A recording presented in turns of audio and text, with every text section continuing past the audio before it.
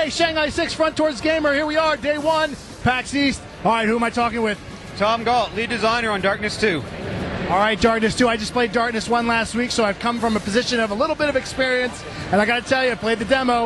I think you folks are going to really enjoy what we got coming.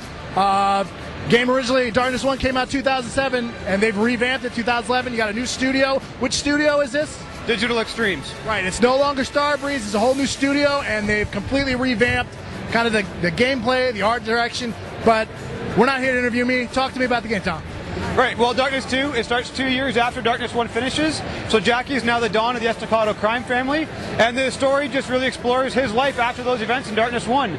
So we really focus on story a lot. The narrative was a huge part of what made Darkness 1 so special, so we want to make sure we do the same things that Starbreeze did in Darkness 1 on Darkness 2, and I think we have a really cool story that people are really going to love.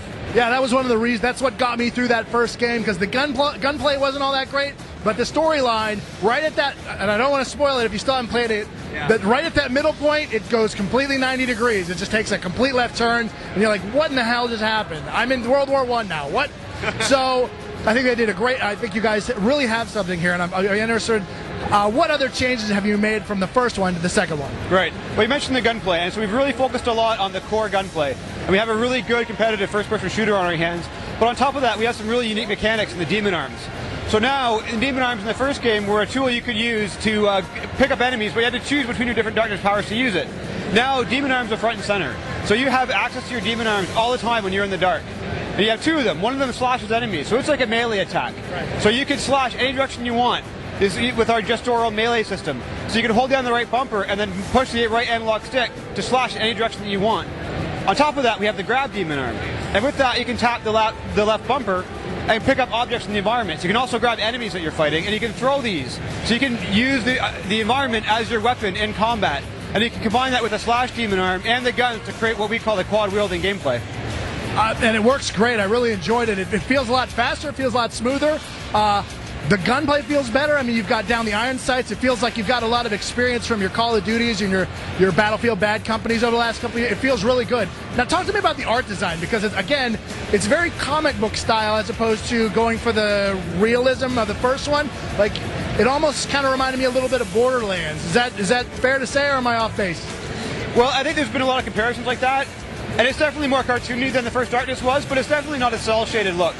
We call it graphic noir. And this is high contrast lighting. We have a lot of hand-painted textures. All the textures are hand-painted to give it a comic book look. So we still have the full color palette that you'd have in a realistic game. It's just been stylized to look like you're playing a graphic novel. Well, it looks great. Again, it was just very beautiful art design. Now, Mike Patton is back as the Darkness, correct? That's right. Mike Patton's back. God damn it, outstanding. That was... I'll tell you, last week I was just walking around my house making that croaking noise. Like, it's a really great voice, but Jackie Estacado is not the same voice actor you had from the first one. Am I right? Well, Mike Patton's the only voice talent that working for me at this point. Because that sounded a hell of a lot like Nolan North, and I know I've said that, and people have kind of like, I can't talk about that. That's right. All right. Let me think. Any kind of co-op multiplayer? I can't comment on that. All right, you had the slashing arm demon powers. There were originally 4 other demon. You had the black hole. You had the darkness guns. What kind of powers are you bringing in for this time? Well, at the beginning of the game, you get the slash and grab demon arms very early. Right. These form the core combat of our game, the up-close personal combat that we talk about, where you get right up to the enemies, you're slashing them, you're grabbing them, you're interacting with them directly.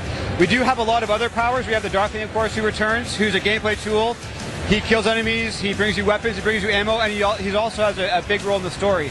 On top of these basic powers, we do have more things that we have that we're not talking about yet, but this is definitely just the beginning. Yeah, the Darkling was definitely a change, as opposed to the 4, the Light Destroyer, the Kamikaze. It's just one Darkling this time who just runs around, and you don't really control him at all. You don't point him in things. He just kind of is on his own. That's right.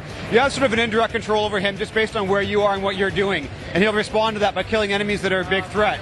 But you never directly control him. You never tell him to go to a spot.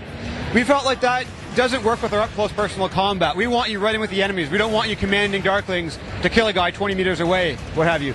So that's right. He's an AI character. He runs around the environment. He knows what you need him to do. He brings you guns. He brings you ammo. He's a source of comic mischief. he also helps you progress through the levels, where he reminds you of objectives, he reminds you of key story beats, and on top of that, he's a character in the story who has a key role that you'll learn as you play through the game. All right, and when can we expect this out? We're releasing fall of this year on PC, Xbox 360, and PS3. Outstanding. Anything you want to let our folks know about? We're really excited to get it out there. We've been working with Paul Jenkins, the writer of the first game and the comic books. He's penned our story as well. It's fantastic. And we're really proud of our Evolution engine that has been... we're really proud of our Evolution engine that we've revamped for this game. We have a great lighting system that allows us to use the dynamic lights so you can shoot them out. And we have a new animation system we've made just for this game. So we're really excited about it. All right. Well, certainly appreciate your time. And Shanghai SIx out.